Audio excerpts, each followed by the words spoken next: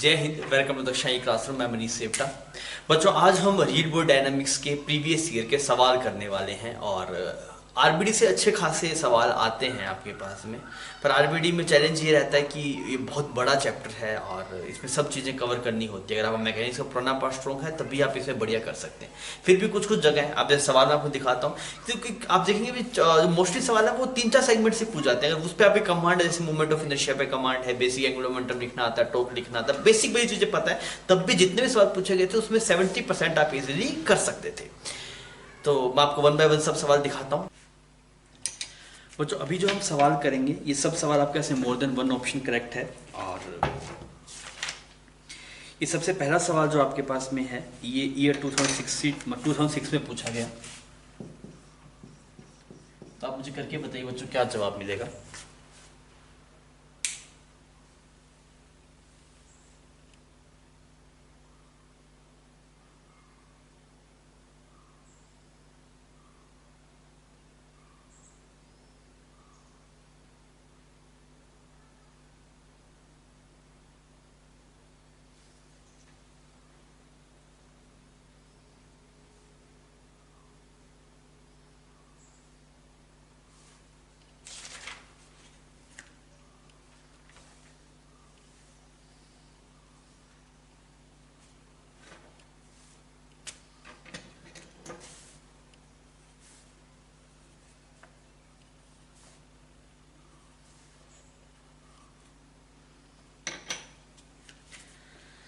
हाँ भाई, इसमें आपके पास है बच्चों दो ऑप्शन सही होंगे, that is option C and option D.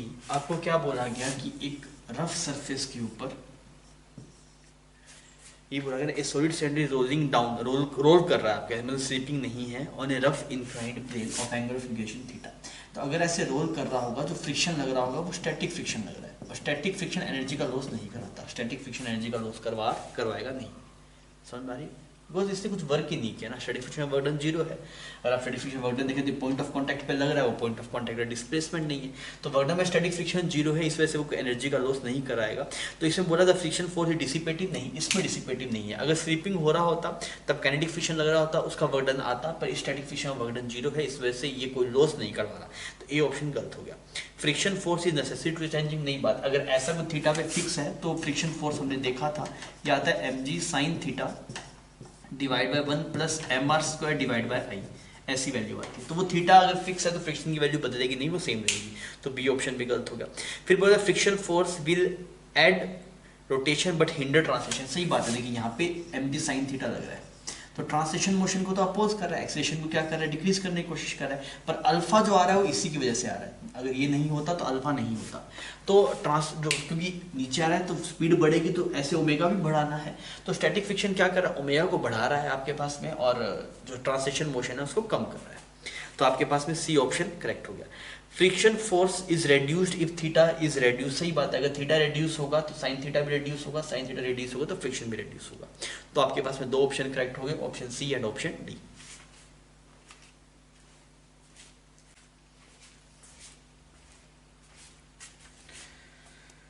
बच्चों, जो सेकंड सवाल है आपके पास में ये ईयर 2009 में पूछा गया।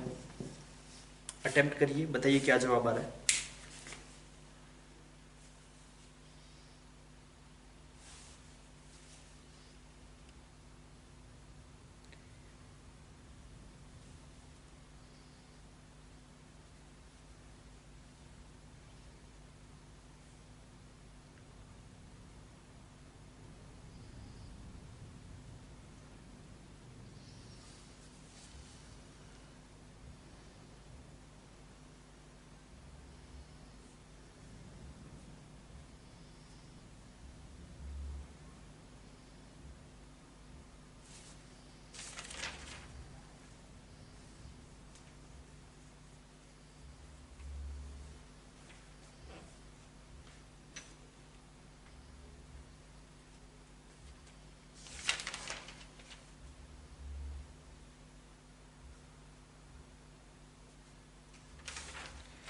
हाँ भाई, इसमें अगर आप देखेंगे तो आपको क्या बोला गया, एक स्फीयर है वो रोलिंग कर रहा है विदाउट स्लीपिंग, और ए पॉइंट ऑफ कांटेक्ट है, बी सेंटर है और सी टॉप मोस्ट पॉइंट है। तो आप ऐसे देख लीजिए, अगर यहाँ पे ऐसे ये v से इधर चल रहा है और प्योर रोलिंग कर रहा है ग्राउंड पे, तो ये ओमेगा v बाई आर होगा। तो इस वाले पॉइंट का नाम a है, तो इसकी वेलोसिटी कितनी हो जाएगी, va हो जाएगा आपके पास में 0। अगर आप इस वाले पॉइंट का नाम देखेंगे तो इसका नाम b है सेंटर, तो वेलोसिटी ऑफ b आपको पता है ये आएगा v, और किस तरफ आएगा, इस तरफ आएगा। और सी पॉइंट की वेलोसिटी की बात करेंगे vc, तो वो कितना आएगा 2v आएगा और इस तरफ आएगा। ये निकाल पाएंगे आप, इसमें कोई दिक्कत नहीं, ठीक है। अब ऑप्शन मैच करवा लीजिए। तो ऑप्शन मैच कराएंगे तो आपके पास में दो ऑप्शन हैं, that is option B and option C. मैं करके दिखाता हूँ। ए ऑप्शन में बोल रहा है vc minus va, vc minus va, दोनों same direction, direct vc minus va, तो vc माइनस va बन गया आपके पास में 2v, और यहाँ पे आएगा twice of vb minus vc, तो ये माइनस आ गया आपके पास में। ये ऑप्शन भी बोल रहा है ना, ये ऑप्शन बोल रहा है vc minus va is equal to twice of vb minus vc, vb minus vc। तो हम ये डायरेक्शन पॉजिटिव लेके चल रहे हैं, तो vc की वैल्यू पुट की 2v, va की वैल्यू 0, तो ये तो आ गया 2v प्लस का ट्वाइस। vb किस तरफ है, इस तरफ है, तो आपने v लिखा, माइनस 2vc ये इधर आ गया, तो ये बराबर नहीं आ रहा बिकॉज एक माइनस साइन आ रहा है आपके पास में, तो ये ऑप्शन सही नहीं है। सिमिलरली आप हर एक में पुट करते रहिए, वैल्यू निकाल लीजिए, तो आपको दो ऑप्शन सही मिल जाएंगे, that is option B and option सी।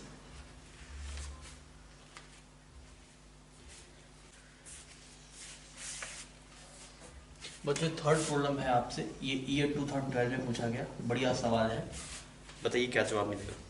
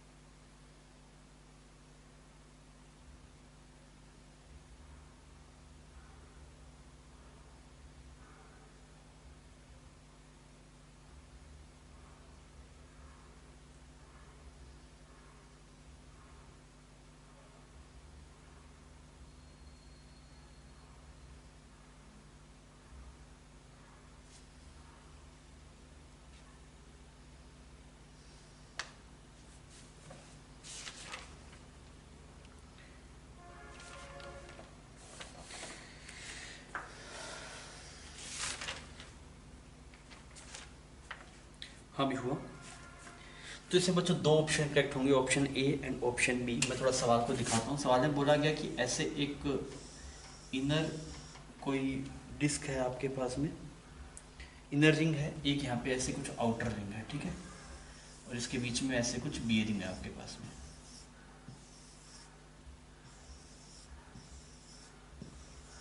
अच्छा, अंदर वाले का जो ओमेगा है वो ऐसा है, ओमेगा बाई 2, और बाहर वाले का जो ओमेगा है आपके पास में वो कुछ ऐसा है, ओमेगा, ठीक है। और एक्सिस गिवन है आपको, ये वाला जो एक्सिस है दिस इज एक्स एक्सिस, और यहाँ पे बना देता हूँ, ये एक्सिस ऐसे कुछ एक्स एक्सिस है, और ऊपर वाला आपके पास में जेड एक्सिस है। अब आपसे बोला गया कि पॉइंट्स की वेलोसिटी के बारे में बात की है। बोला गया कि प्योर रोलिंग हो रही है, स्लिपिंग नहीं हो रही। तो अगर प्योर रोलिंग हो रही है तो इस वाले पॉइंट की रोटेशन की वजह से जो वेलोसिटी है दैट इज ओमेगा, इसकी रेडियस है आपके पास में आउटर वाले की 3r और अंदर वाले की 2r, इस बाहर वाले की 3r और इस अंदर वाले की है 2r। तो इसकी वजह say that is omega multiply 3r, ठीक, ओमेगा मल्टीप्लाई 3 रोटेशन की वजह से। तो इस ओ पॉइंट की जो वेलोसिटी होनी चाहिए, इसका नाम क्या है, ओ है ना, इस ओ पॉइंट की जो वेलोसिटी होनी चाहिए वो कुछ ऐसे मान लो वीओ, और अगर स्लिपिंग नहीं करें, दोनों बराबर होना चाहिए, तो वीओ कितना आएगा 3 ओमेगा आर, और इस तरफ आएगा तो आई कैप बोलेंगे। तो एक तो ये हो गया कि ओ पॉइंट की जो वेलोसिटी होगी वो 3 ओमेगा आई कैप, तो ए ऑप्शन सही हो गया। फिर बोल रहा है पी पॉइंट की वेलोसिटी बताइए, P point, where is point P, P कुछ यहाँ पे है आपके पास में, पी पॉइंट यहाँ पे 30 डिग्री पे।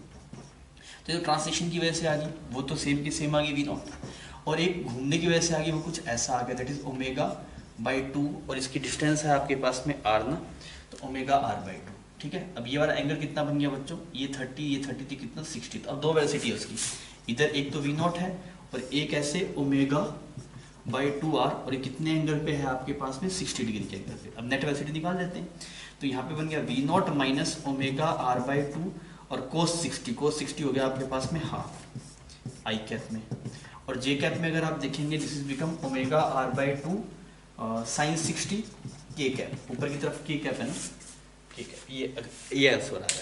अब इसमें देखते हैं क्या क्या गिवन है, ये थोड़ा सोल्व कर लें क्या। तो ये वी नोट को आपने बोल दिया, वी नोट होता है 3 ओमेगा आर, तो मुझे 3 omega R minus omega R by 4 I cap plus omega R sine 60 root 3/2 K cap. इसको सोल्व कर लिया तो ये बन गया 12 और 11 11/4 ओमेगा आर। अब देखिए मैच कर रहा है कोई ऐसा रिजल्ट, तो आपके पास में बी ऑप्शन जो है वो यहाँ पे मैच कर जा रहा है। तो आपके पास में दो ऑप्शन सही होंगे, option A and option B.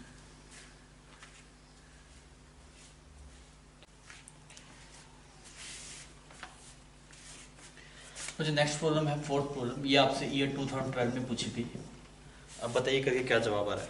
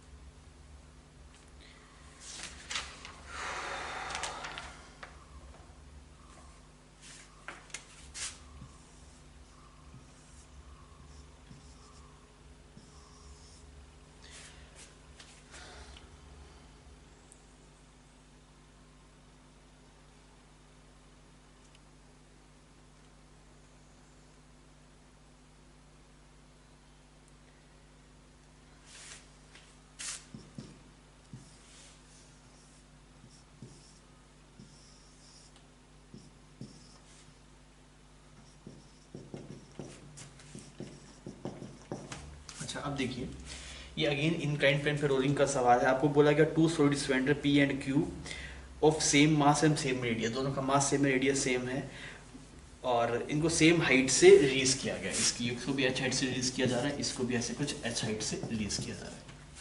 पर इसमें एक डिफरेंस आपको क्या गिवन है कि सेंटर पी का जो मोस्ट ऑफ द मास है वो सरफेस के पास में है, सरफेस मतलब मोस्टली मास यहाँ पे है ऐसे, और इसका जो मोस्टली मास है वो कहाँ पे देखते हैं, while the Q has the most of the mass contained near X, इसका यहाँ पे है ज़्यादा, तो मोमेंट ऑफ इनर्शिया किसका ज़्यादा होगा, P का मोमेंट ऑफ इनर्शिया ज़्यादा होगा बिकॉज मास ज़्यादा दूरी पे है एज कम्पेयर टू IQ। ठीक है, ये बात मोमेंट ऑफ इनर्शिया होता है mr स्क्वायर का फंक्शन होता है ना, तो जितना ज़्यादा मास दूर होगा उतना ज़्यादा मोमेंट ऑफ इनर्शिया आएगा, तो P में मोमेंट ऑफ इनर्शिया ज़्यादा आएगा एज कम्पेयर टू Q। अब क्या बोल रहा है, पहले बोल रहा है both P and Q will reach the ground eight same time. तो अगर आप एक्सीलरेशन चेक करेंगे तो एक्सीलरेशन एक्सप्रेशन होता है g sin theta divide by 1 plus I divide by mr square. तो आप पता है कि P का जो I है वो ज़्यादा है, अगर P का I ज़्यादा है तो P का एक्सीलरेशन कम होगा, तो acceleration of P will be lesser than acceleration of Q। इतनी बात सही है। और अगर Q का एक्सीलरेशन ज़्यादा होगा तो जल्दी नीचे आएगा आपके पास में। तो बोल दिया both P and Q reach the ground eight same time, ये बात गलत है। बी ऑप्शन की अगर आप बात करें, P have large linear acceleration than the Q, P का ज़्यादा नहीं है, Q का ज़्यादा है आपके पास में, तो बी ऑप्शन भी गलत हो गया। बोला गया कि जब वो ग्राउंड पे पहुंचेंगे दोनों की ट्रांसलेशनल काइनेटिक एनर्जी सेम होगी। वो क्या होती है ट्रांसलेशनल काइनेटिक एनर्जी, देखिए mgh जो आएगा वो दो एक्सप्रेशन में आएगा, एक तो हाफ m v स्क्वायर में आएगा और एक half i omega omega v by R का स्क्वायर। तो अगर आप देख रहे हैं तो ये वाली जो टर्म होगी आपके पास में, ये क्या बन गया आपके पास, this is become v square, this is become half m v square plus half i, और ये भी बन गया आपके पास में कुछ v square divide by R square.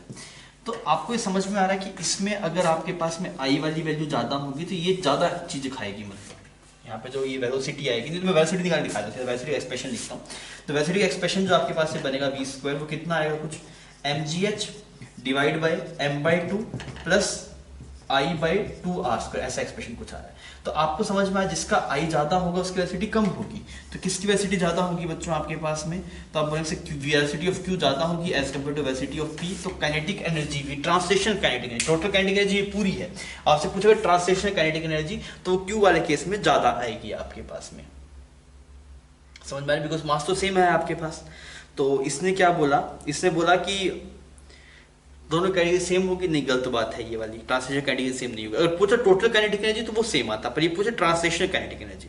फिर क्या बोला, Q will reach the ground with larger angular speed, Q will reach the ground with larger angular speed, ये बोला। तो अगर वेलोसिटी आपके पास में क्यू की ज्यादा होगी तो ओमेगा तो होता है वी बाय आर, तो वी बाय आर तो आर तो सेम है, तो जिसके वेलोसिटी ज्यादा उसका ओमेगा भी ज्यादा, तो आपके पास में डी ऑप्शन यहाँ पे करेक्ट होगा। तो इस वाले सवाल में बच्चों सिर्फ और सिर्फ ऑप्शन डी ही करेक्ट है।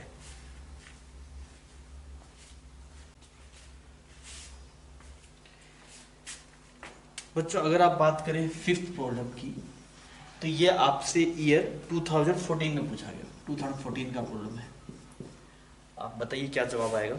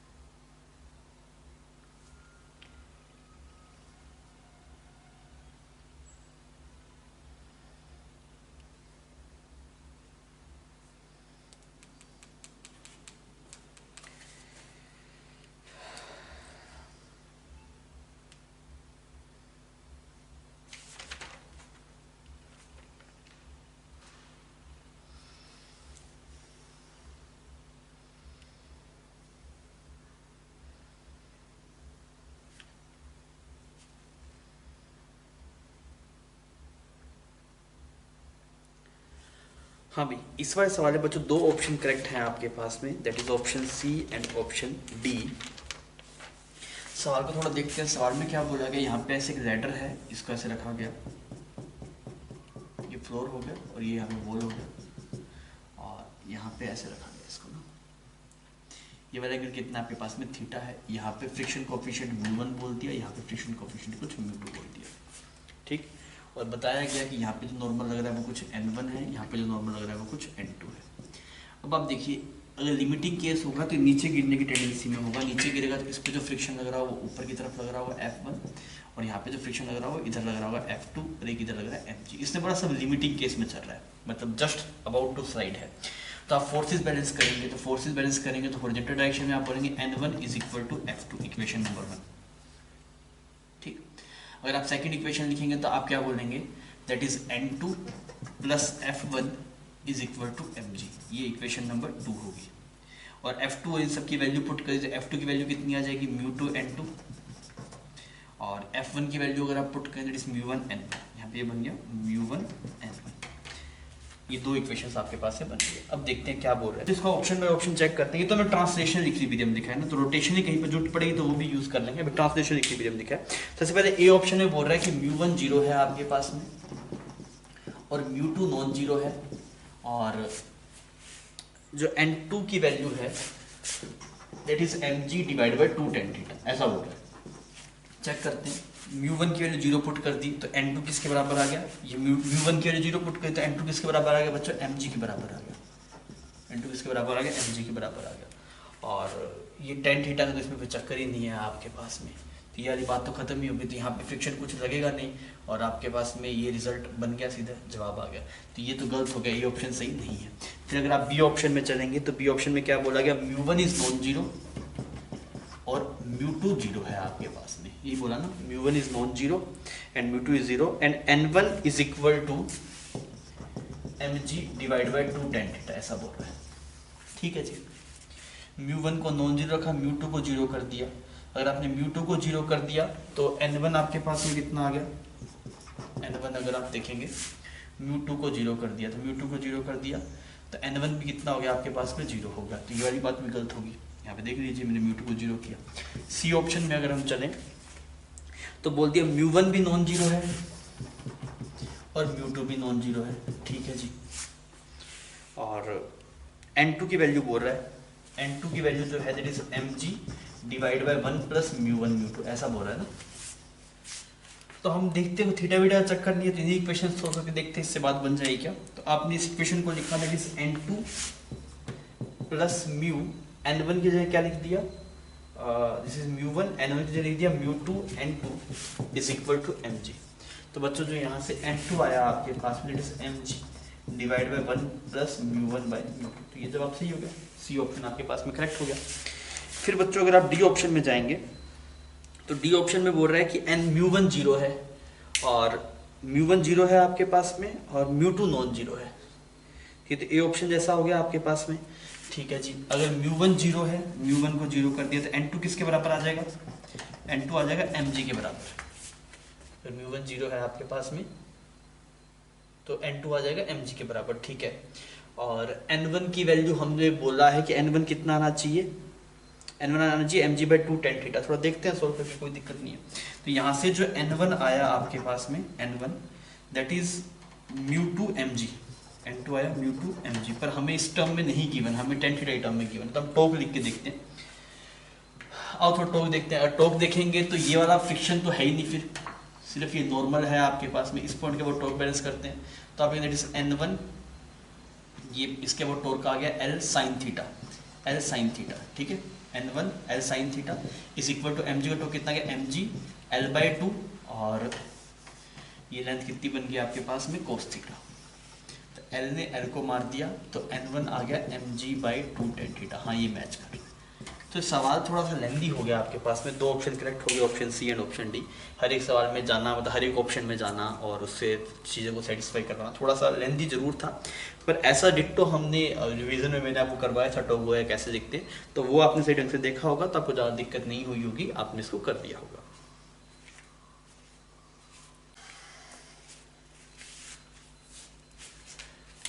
मुझे 6 प्रोग्राम आपसे ईयर 2015 में पूछा गया, आप करके बताइए क्या जवाब आएगा।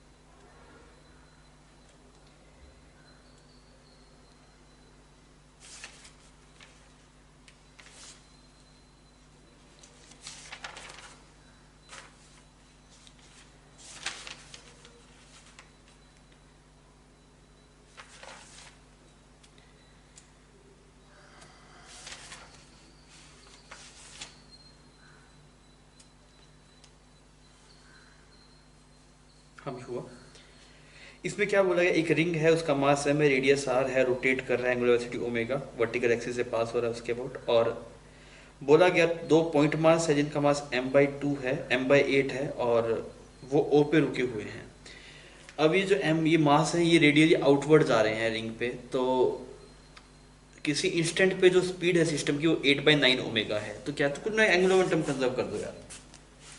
आप बोलेंगे इनिशियल एंगुलर मोमेंटम सिर्फ रिंग का था mr², ठीक है, मल्टीप्लाई ओमेगा। फाइनल अगर आप देखेंगे तो रिंग का तो mr² और जो मासेस का आप लिखते हैं तो एक का जो मास है वो m/8 है और एक की पोजीशन भी गिवन है आपको 3r/5, 3r/5 मतलब ये बन गया 9r² डिवाइड बाई 25, और एक दूसरे वाले की पोजीशन हमें पता नहीं है तो उसको mx² लिख दिया, और ओमेगा की वैल्यू आपको सवाल में गिवन है 8/9 ओमेगा, 8/9 ओमेगा। अब थोड़ा देखते हैं क्या कट रहा है, यहाँ पे ये m पूरा साफ हो गया, m और ये 3 चीज़ें यहाँ पे साफ होगी। अच्छा, ओमेगा से ओमेगा को उड़ा दिया आपने। अब यहाँ पे देखते हो, यहाँ पे बन गया r² is equal to 8/9r² और प्लस r²/25 और प्लस यहाँ पे आ गया आपके पास में x²/9, ये आ गया।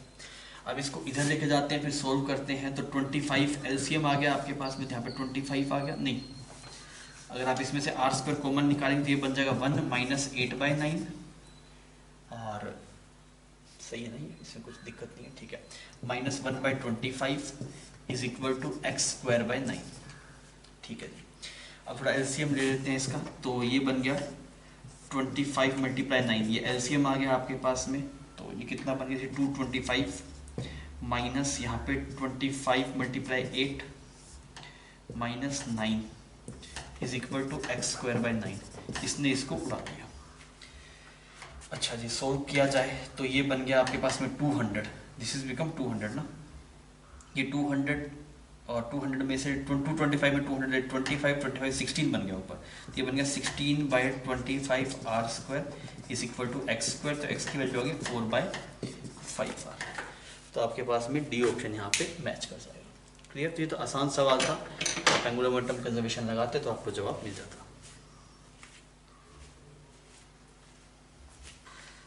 बच्चों अभी हम इंटीजर आंसर टाइप प्रॉब्लम्स देख रहे हैं। ये पहला सवाल है आपके पास में, और ये आपसे ईयर 2011 में पूछा गया था। आप करके बताइए क्या जवाब आएगा।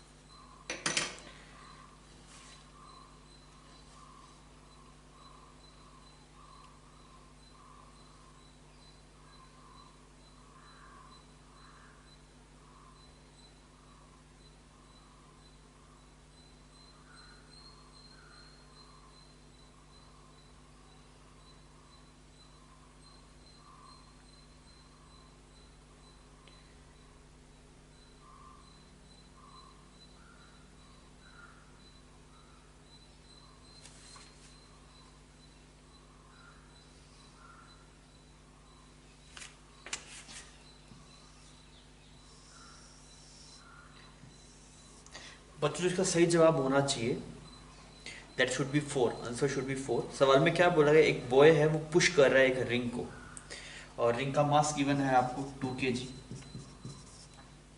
और डाटा में रेडियस गिवन है आपको, रेडियस है 0.5 मीटर। अच्छा, अब यहाँ पे ये स्टिक है इस बंदे के पास में, और इस स्टिक से ये इसको ऐसे पुल कर रहा है, तो स्टिक से कुछ पुल कर रहा है और 2 न्यूटन फोर्स लगा रही है, स्टिक जो इसके ऊपर है यहाँ पे 2 न्यूटन फोर्स लगा रही है, ठीक है। और कुछ, और विदाउट स्लिपिंग ये मूव कर रहा है, एक्सीलरेशन भी गिवन है इसका, एक्सीलरेशन जो आपके पास में आता है दैट इज 0.3 मीटर/सेकंड, ये भी गिवन है आपको। Coefficient of friction large enough so that the sub चीज़ें गिवन है, ठीक है। अब आप देखिए कि हो क्या रहा होगा अगर आप इसका एफबीडी बना के चेक करेंगे, ये जो रिंग है आपके पास में, तो इस पे एक तो 2 न्यूटन फोर्स इधर लग गया, ठीक, ये 2 न्यूटन फोर्स किसने लगाया, इस रोड ने लगाया। इस पे एक फ्रिक्शन लग रहा होगा पीछे की तरफ, क्यों फ्रिक्शन लग रहा होगा मैं बताता हूँ आपको। अच्छा, अब ये जब ये अगर ऐसे रोटेट कर रहा होगा तो एक ये इसके रिस्पेक्ट में, रोड के रिस्पेक्ट में ये बोल ऐसे जा रहा है, तो इस पे एक फ्रिक्शन इधर भी लग रहा है आपके पास में, दैट इज म्यू × n, और n की वैल्यू 2 न्यूटन है, तो ये 2 म्यू हो गया यहाँ पे फ्रिक्शन। समझ में आ रही है? एक्चुअली अगर ये फ्रिक्शन आगे की तरफ लग रहा होता आपके पास में, अगर ये फ्रिक्शन आगे की तरफ लग रहा होता तो इसका एक्सीलरेशन, इसका मास 2 kg है, 2 न्यूटन फोर्स ये रोड लगा रहा है, तो 1 आता, 1 से ज़्यादा आता अगर सपोर्ट कर रहा था। अब अपोज कर रहा है तभी इसका एक्सीलरेशन कम आ गया कुछ, ये समझ में आ रहा है। एक यहाँ पे नॉर्मल लगा था, नॉर्मल की वैल्यू 2 न्यूटन थी, क्लियर है इतनी बात, इसकी कॉरस्पॉन्डिंग फ्रिक्शन आ गया। अब इसकी वैल्यू पूछिए, तो मैंने एक इक्वेशन लिखी 2 - f is equal to ma, और a की वैल्यू गिवन है 0.3, तो यहाँ से आपको f की वैल्यू मिल गई, f is equal to 2 - 0.6 that is 1.4 newton. ये फ्रिक्शन की वैल्यू आ गई 1.4 न्यूटन, ठीक है जी, ये फ्रिक्शन की वैल्यू 1.4 न्यूटन आ गई। मुझे क्या चाहिए, मुझे इसकी फोर्स की वैल्यू चाहिए, तो हमने एक अब रोटेशन के कॉरस्पॉन्डिंग इक्वेशन लिखी, तो टॉर्क देखते हैं। सेंटर के बोर्ड देखा तो इसका टॉर्क तो 0 हो गया आपके पास में, इसका टॉर्क देखा तो that is small f × r minus इसका टॉर्क आएगा 2 mu × r is equal to I alpha. ये है क्या आपके पास में, ये रिंग है, तो रिंग का हो दैट इज mr² × अल्फा की वैल्यू पता है दैट इज a/r, ये तो गिवन है ना आपको, ये गिवन है दैट इज 0.3 / r। ये यहाँ पे साफ हो गया पूरा, ये पूरी टर्म साफ होगी, तो आपके पास में क्या बना expression, that is f - 2 mu is equal to 0.6, m की वैल्यू पुट कर दी वहाँ पे, f की वैल्यू सवाल में नॉन है दैट इज 1.4, तो यहाँ से देखें 2 म्यू इज इक्वल टू 0.8, तो म्यू की वैल्यू कितनी आ जाएगी आपके पास, म्यू की वैल्यू आ गई 0.4। अच्छा, अब सवाल में ये जो म्यू है ये p/10 की फॉर्म में लिखा हुआ है, तो p की वैल्यू कितनी हो जाएगी, 4 हो जाएगी, क्लियर। तो सिंपल था, आपने एक्सप्रेशंस देखे सारे कि एफबीडी से ही बना लिया।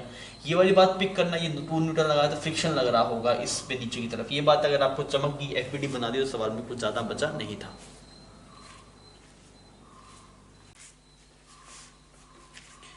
बच्चों सेकंड सवाल है आपसे, और ये 2011 में पूछा गया, इंटीजर टाइप है, बताइए क्या जवाब आएगा।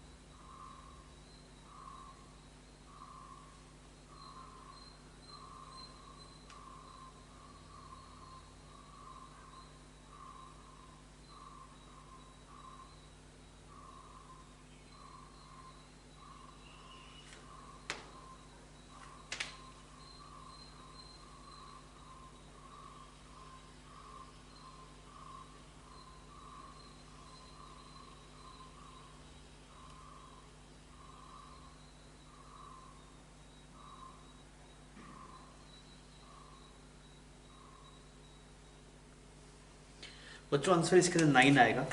अब देख लीजिए, अगर हो गया तो बहुत बढ़िया, तो मैं सोल्व कर रहा हूँ।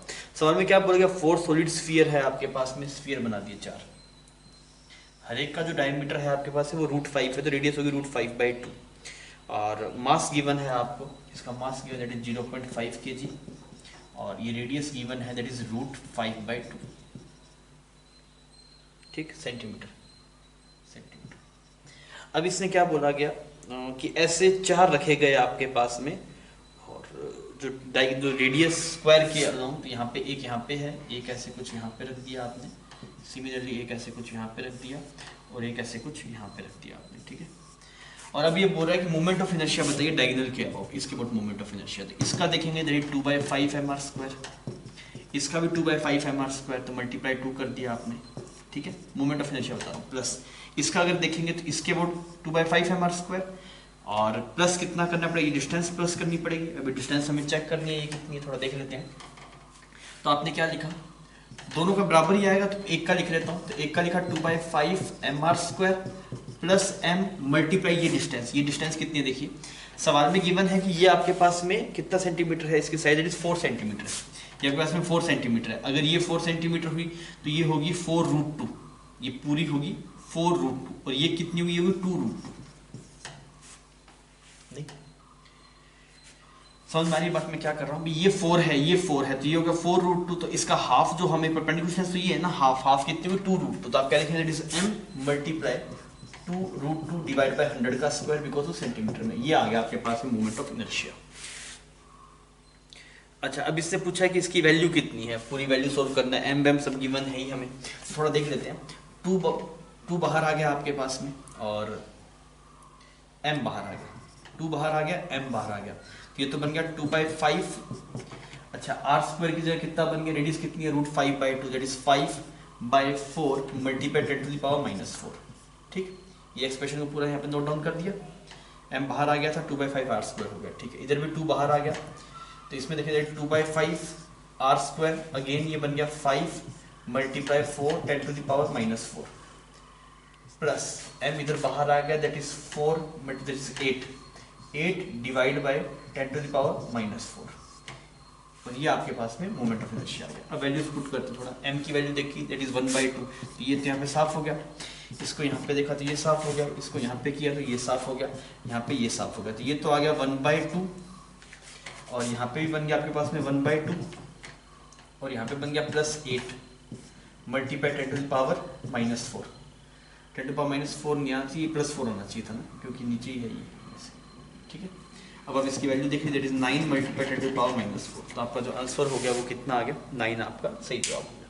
तो मोमेंट ऑफ इनर्शिया का सिंपल सवाल था, मैं पहले ही बता चुका हूँ आपको कि रिजिड डायनामिक्स में मोमेंट ऑफ इनर्शिया के सवाल मतलब 20% के आसपास पूछ जाते हैं। तो अगर हमारे कुछ नहीं आता आपको आरपीडी में, तो मिनिमम आप मोमेंट ऑफ इनर्शिया करके चले जाइए।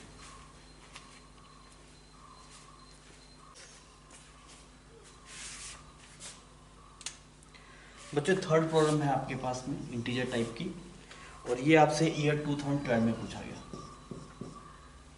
करके बताइए क्या जवाब मिल रहा है।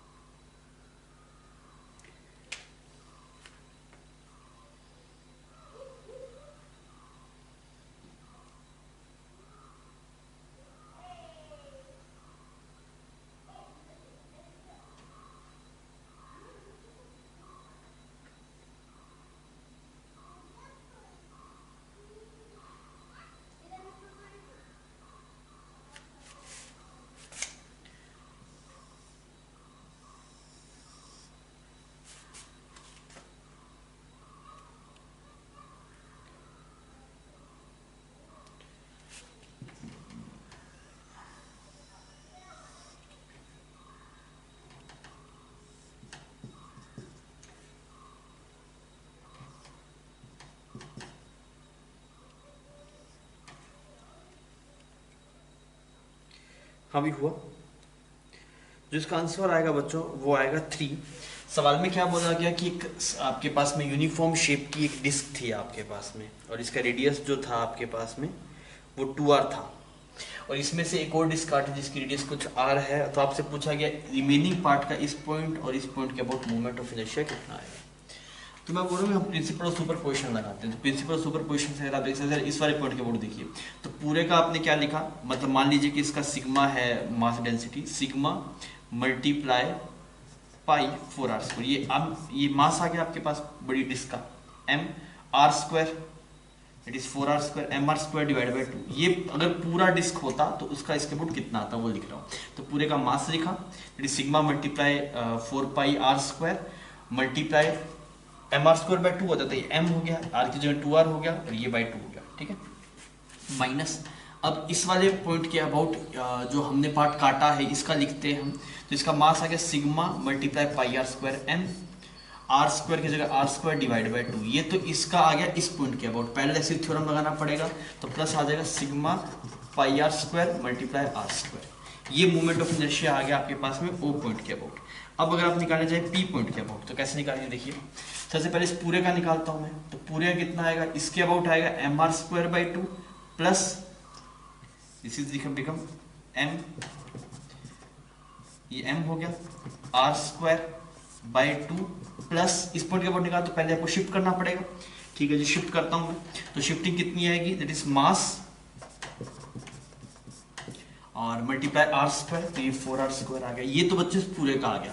अब माइनस करना पड़ेगा इसका इसके अबाउट निकालेंगे, इसका इसके अबाउट। अब इसका इसके अबाउट निकालेंगे तो पहले इस वाले पार्ट का देखा, इस वाले पार्ट का कितना आएगा पाई इस पॉइंट के about, that is mr² by 2, तो m r² डिवाइड बाई 2, ये सेम का सेम, प्लस अब ये इतनी डिस्टेंस पहले से थ्योरम लगाना पड़ेगा। तो ये कितना है बच्चों, ये r है आपके पास में, ये 2r है, तो ये कितना है √5r।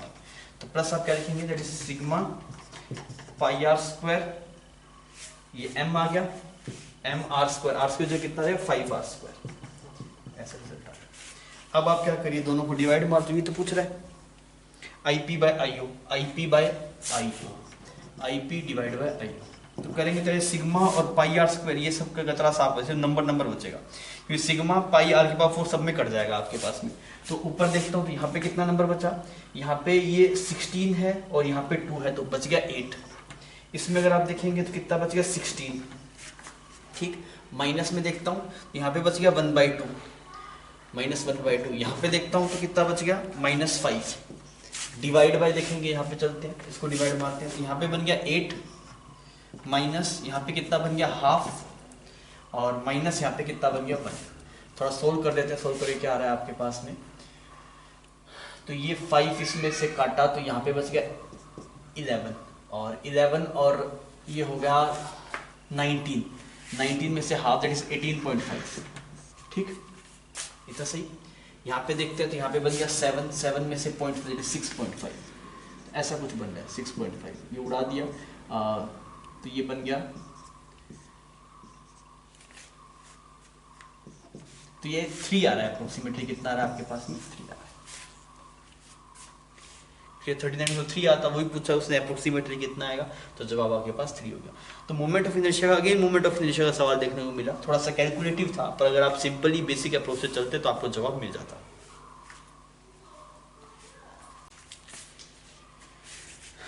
बच्चों अभी हम 4th प्रॉब्लम देखते हैं, और ये आपसे ईयर 2013 में पूछा गया।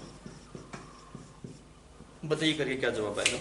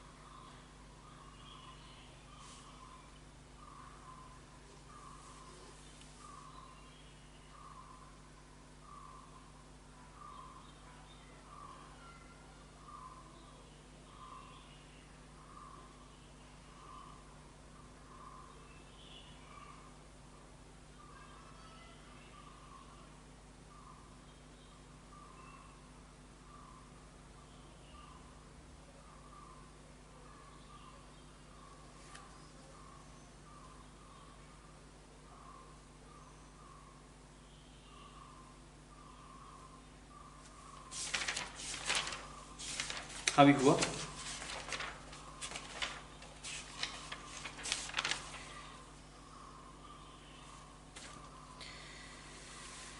अभी सवाल में जो लैंग्वेज है वो लैंग्वेज पढ़नी आपको सही ढंग से आनी चाहिए। जो इसका सही जवाब होगा that is answer should be 8। सवाल में क्या बोला गया, ए यूनिफॉर्म सर्कुलर डिस्क, तो एक आप डिस्क बना दीजिए ऐसे ना, ऐसे एक डिस्क बना दिया आपने, ठीक। डिस्क का डाटा आपको गिवन है, इसका मास गिवन है, मास कितना है आपके पास में 50 kg, ठीक। और रेडियस गिवन है, रेडियस है 0.4, रेडियस आपके पास में आ गया 0.4 मीटर, और ये आपके पास में क्या है, डिस्क है, और ये इस वर्टिकल एक्सिस के अबाउट ऐसे रोटेट कर रहा है। और ओमेगा भी गिवन है आपको initial, that is omega naught, that is 10 radian पर सेकेंड। अब सवाल में सुनिए आगे क्या हो रहा है। इसने क्या बोला, 2 uniform circular ring each of mass, अब रिंग है आपके पास में कोई, और इसका जो मास है दैट इज 6.25 kg, और रेडियस भी गिवन है आपको 0.2 मीटर, रेडियस गिवन है 0.2 मीटर, ठीक। Are gently placed symmetrically on the disc in such a manner that they are touching each other along the axis of disc and are horizontal. अब ये जो touch करनी चाहिए वो एक्सिस पे touch करनी चाहिए, तो उसके लिए क्या होगा, एक डिस्क को आपने कुछ ऐसे रखा होगा, एक डिस्क कुछ ऐसे पड़ी है आपके पास में, और एक डिस्क ऐसे कुछ यहाँ पे पड़ी है, ऐसे ऊपर नहीं रखा, अलग अलग जगह पे रखा, ठीक। बस पोजीशन समझ में आ रही है, यहाँ प्लेट है तो ये एक्सिस है, तो एक डिस्क को यहाँ पे रखा, एक को यहाँ पे रखा। Assume that the friction large enough so that the ring are at rest relative to the disc and the system rotate about the original axis। तो नई आपके पास में एंगुलर मोमेंटम, एंगुलर वेलोसिटी कितनी होती है, हमें एंगुलर मोमेंटम कंजर्वेशन लगाना है। तो इनिशियली अगर आप देख रहे थे तो आई इनिशियल, मैं angular momentum initial is equal to L final लिखना चाहता हूँ। तो एल इनिशियल आपके पास में आ गया M R square divide by 2, M R square की जगह आ गया 4/100, एम आर स्क्वायर बाई 2, ये डिस्क का हो गया, मल्टीप्लाई ओमेगा कितना है 10, ये आई ओमेगा लिखा इनिशियल। फाइनल अगर आप देखेंगे तो आई देखिए, एक तो इसका आएगा that is M R square divide by 2, एक तो मोमेंट ऑफ इनर्शिया, ये तो डिस्क का आ गया। अब रिंग का क्या लिखेंगे, देखिए रिंग का मास इसके अबाउट कितना है रिंग का, that is M R square, तो वो लिखा आपने that is M R square, ठीक। और प्लस पैरेलल एक्सिस थ्योरम से इसके अबाउट निकालेंगे, तो इसकी जो रेडियस है वो 0.2 है, तो ये टोटल इसकी पेरिफेरी 0. ये टोटल ऐसा है ना आपके पास में, ऐसा बना हुआ है, तो ये अगर इसकी रेडियस 0.2 तो ऐसा कुछ टच कर रही होगी रिंग ऐसे, तो कितनी दूरी आ गई है आपके पास में 0.2। तो पैरेलल एक्सिस थ्योरम से आप बोले that is M R square that is 0, एक मिनट रुकिए, आर स्क्वायर करना है ना, एम आर स्क्वायर, तो आर स्क्वायर करेंगे तो बच्चों यहाँ पे 16 आएगा आपके पास में, ठीक। यहाँ पे करेंगे तो ये भी 16 आएगा, यहाँ पे आर स्क्वायर करेंगे तो ये बन जाएगा 4, और यहाँ पे आर स्क्वायर करेंगे तो ये बन जाएगा 4 डिवाइड बाय 100, मल्टीप्लाई 2 कर दिया बिकॉज 2 डिस्क है, और मल्टीप्लाई ओमेगा डैश। अब आप सोल्व करिए, जवाब मिल जाएगा।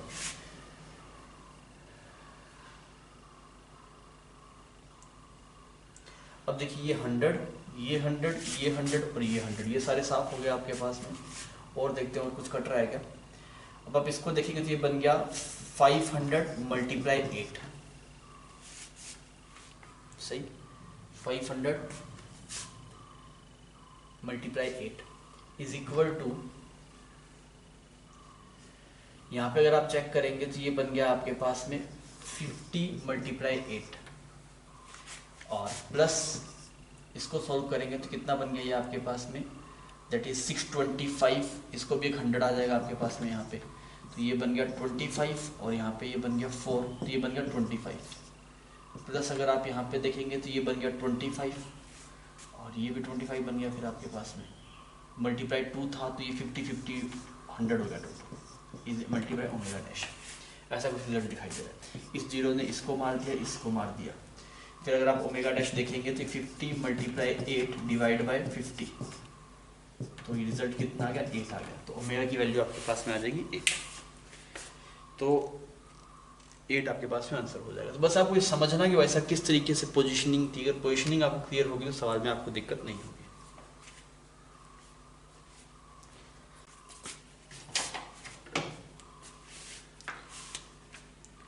बच्चों 5th प्रॉब्लम है आपके पास, और ये ईयर 2014 में पूछा गया, ईयर 2014 का सवाल है। करके बताइए क्या जवाब आएगा।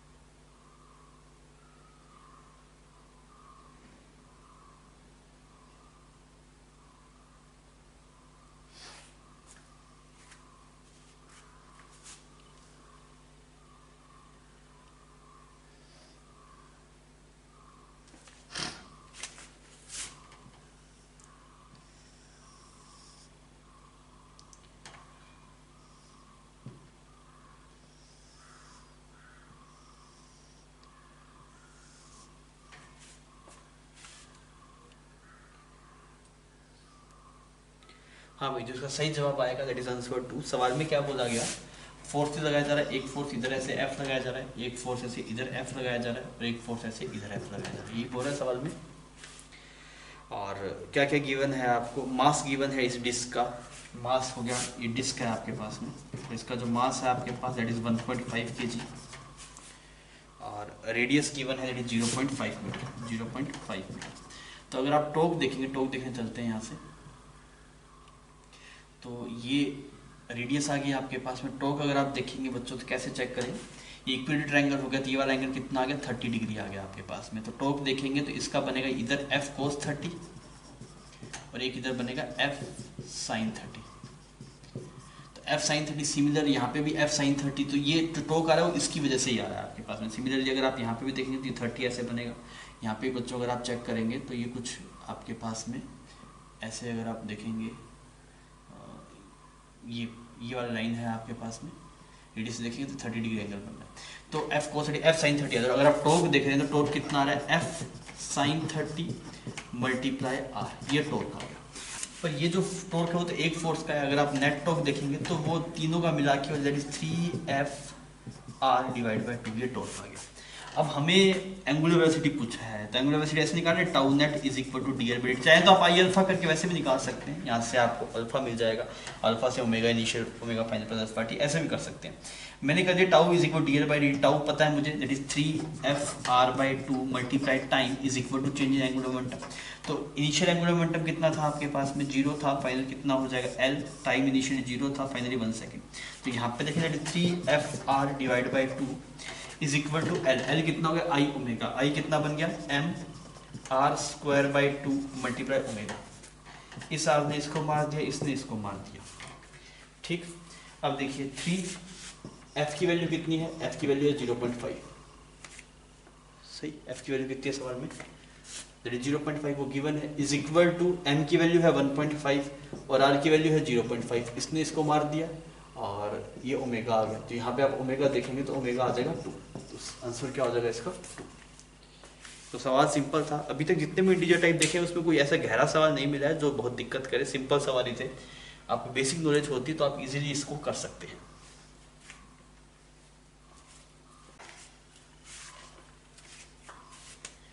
बच्चों 6 प्रॉब्लम है आपके पास, ये ईयर 2014 में पूछी गई।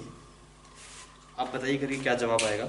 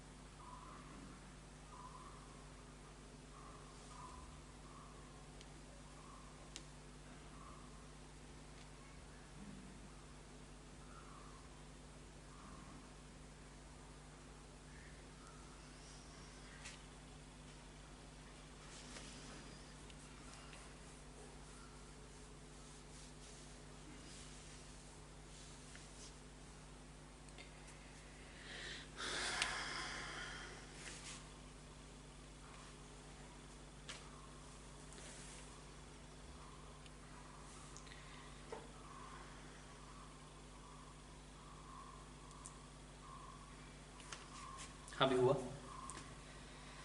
सवाल में कुछ ऐसा है आपके पास में, यहाँ पे ऐसे बोल दिया कि एक डिस्क है, ठीक है, इस डिस्क का डाटा सब गिवन है आपको, रेडियस गिवन है, R radius is equal to 0.5 metre given है, और क्या गिवन है, मास गिवन है दैट इज 0.45 kg, ऐसा गिवन है।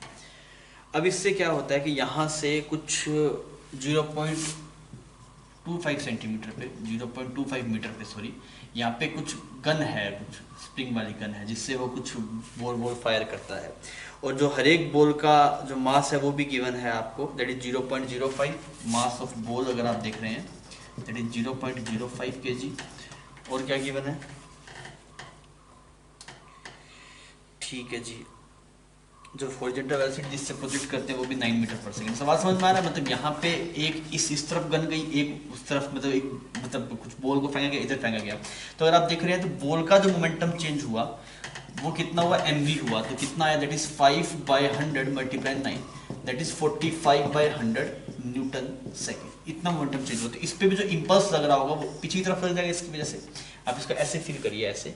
तो हॉरिजॉन्टल डायरेक्शन में अगर आपने इधर बॉल प्रोजेक्ट किया तो सिमिलर इनटू द, मतलब इस तरफ आपको दिखाई देगा ऐसे, कुछ ऐसा ऐसा आपने एक इम्पल्स लगा दिया, कितना इम्पल्स लगा दिया, 45/100।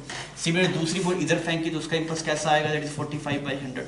अब इसकी वजह से एंगुलर इम्पल्स लगा वो कितना लगा, लीनियर इम्पल्स पता है, तो एंगुलर इम्पल्स कितना होगा, that is j multiply r, तो कितना का 45/100 मल्टीप्लाई 0.25 मल्टीप्लाई ट्वाइस, इतना एंगुलर इम्पल्स मिला डिस्क को, और ये किसके बराबर होगा, I मल्टीप्लाई ओमेगा। अब डिस्क का मोमेंट ऑफ इनर्शिया कितना आ गया आपके पास में, that is mr square by 2 multiply omega. ये तो पूछा है इसने फाइनली कि रोटेशनल स्पीड कितनी होगी। सॉल्व कर लेते हैं इसको यार। ये भी 45/100 हो गया, इसने इसको मार दिया, 45 ने इसको मार दिया। यहाँ पे ये टर्म बन गया आपके पास में 100, यहाँ पे भी ये बन गया 100, तो इसने इसको मार दिया और इसने इसको मार दिया, तो ओमेगा कितना आ गया, 4 आ गया, दैट इज 4 रेडियन पर सेकंड। तो ये आपके पास में सही जवाब मिला। क्लियर? तो आसान था। आपने जब बोल्स को प्रोजेक्ट किया तो उसकी वजह से आपने उनको लीनियर इंपल्स दिया, तो लीनियर इंपल्स का रिएक्शन भी मिलेगा, उस लीनियर इंपल्स की वजह से आप एंगुलर इंपल्स निकाल लो, फिर आप आई ओमेगा बराबर कर दो तो आपको जवाब मिल जाएगा।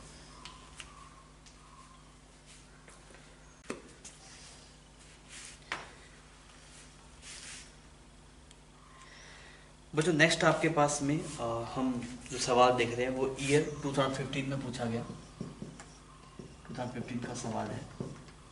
आप बताइए क्या जवाब आएगा इसमें।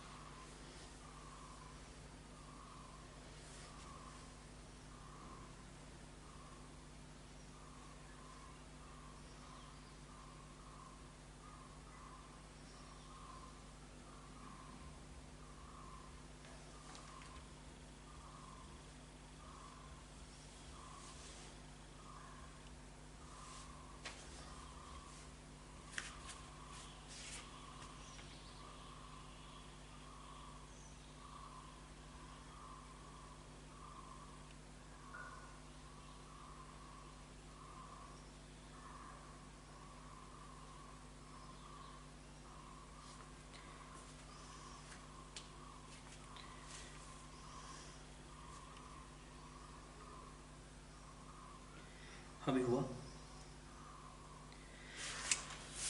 सवाल में ये बोला गया कि ऐसे करके कुछ एक सरफेस है आपके पास में जो भी, और यहाँ पे इस बॉल की जो स्पीड है वो 3 मीटर पर सेकंड है, हाइट गिवन है आपको, ये कुछ 30 मीटर नीचे जाता है आपके पास में, ठीक। यहाँ पे जो स्पीड है इसकी कुछ वो हमें बताई गई कि यहाँ पे स्पीड कुछ मान लीजिए v1 है। सिमिलरली यहाँ पे ऐसे एक और है सेम डिट्टो ऐसा, इसमें ये जो ये वाली हाइट है वर्टिकल हाइट वो है आपके पास में 27 सेंटीमीटर। इसको जो प्रोजेक्ट करते हैं वो कुछ v2 से प्रोजेक्ट करते हैं, ठीक है। और ये इसको v डैश बोल दीजिए ना इसको। अब जब ये भी यहाँ पहुँचे इसकी स्पीड v डैश होगी तो उससे v2 की वैल्यू कितनी होगी ये हमसे पूछा जा रहा है। तो हम क्या बोलेंगे, work done by gravity is equal to change in kinetic energy. जो सही आंसर आएगा वो 7 आएगा ना, आपसे v2 की वैल्यू पूछ रहा है, आंसर आएगा 7। थोड़ा देखते हैं करके। तो मैंने क्या बोला कि वर्क डन बाय ग्रेविटी कितना हुआ, दैट इज ऊपर वाले केस में हुआ mg30 is equal to change in kinetic energy. तो फाइनल एनर्जी अगर आप देखेंगे तो मान लीजिए हाफ m v डैश का स्क्वायर, हमने v डैश मान लिया, प्लस हाफ i की जगह कितना है mr²/2 को डिस्क बोला ना उसने mr²/2, और यहाँ पे ये बन जाएगा v डैश का square divide bye r² minus half m और यहाँ पे 9 आ गया, और plus half mr²/2 m r² m मतलब हम लिख रहे हैं हाफ i ओमेगा स्क्वायर क्या बन जाएगा 9 डिवाइड बाय r²। फिर तो ऐसा एक्सप्रेशन कुछ बन रहा है आपके पास। तो यहाँ पे समझ में आ रहा है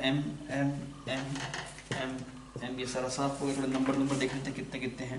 तो यहाँ पे तो बन गया 300 इज इक्वल टू ये बन गया v dash square divide by 2 आया, यहाँ पे r² ने इसको उड़ा दिया, और यहाँ पे आ गया 4, दिस इज बिकम 3/4 1/2, और ये बन गया 1/4, टोटल हो गया 3/4। माइनस अगर आप करने जाएंगे तो यहाँ पे कितना बन गया, दिस इज बिकम माइनस का 9/2, और वहाँ पे देखेंगे तो ये बन गया माइनस का 9/4, ठीक। तो कितना बन जाएगा ये 27/4 आया क्या, दिस इज बिकम 27/4।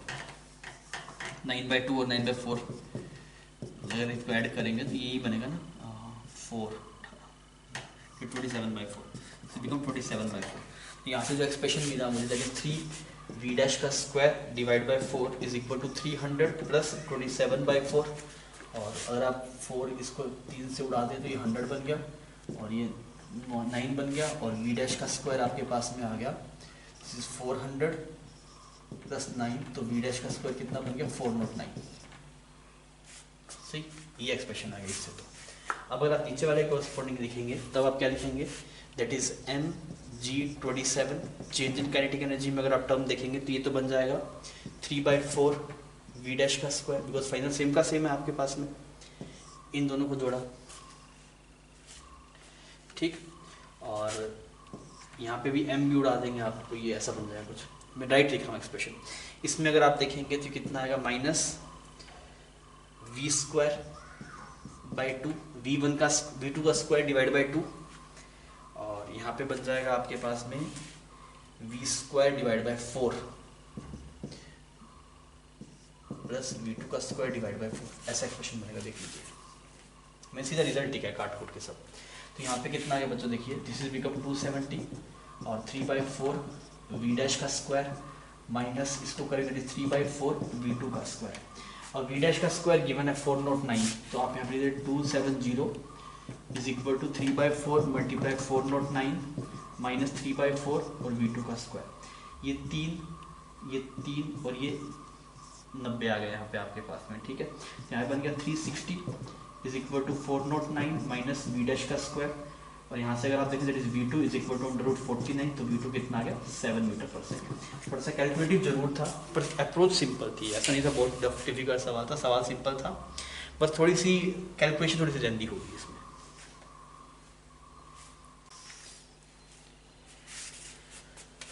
बच्चों 8th प्रॉब्लम है आपके पास में, और ये 2015 में ही पूछा गया। आप बताइए अटेम्प्ट करें क्या जवाब आएगा।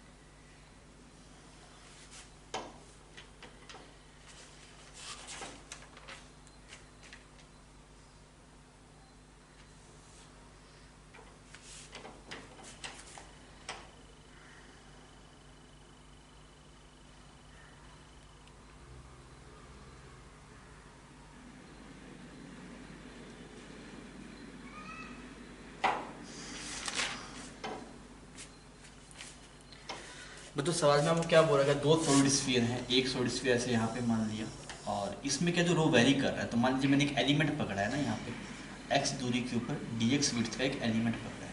अब इससे मिला के हम सॉलिड स्फीयर बनाएंगे, तो इसका मोमेंट ऑफ इनर्शिया हमें निकालना। सबसे पहले तो ये क्या बन गया, एलिमेंट बन गया स्फेरिकल शेल।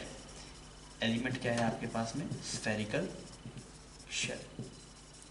तो इसका अगर आप मास देखेंगे तो इसका मास कितना आएगा, that is 4/3 pi R cube, नहीं इसका पहले इसके बाद डेंसिटी लिखेंगे, इसकी डेंसिटी मल्टीप्लाई इसका वॉल्यूम कितना, that is 4πx² multiply dx, इसकी विड्थ कुछ मान लीजिए dx, ठीक।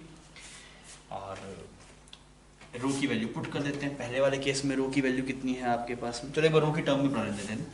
फिर मोमेंट ऑफ इनर्शिया अगर आप देखेंगे डी, इसका छोटा सा रेट 2/3, ये आता है ना होलो स्फीयर, 2/3 mr², m की जगह ये लिख दिया,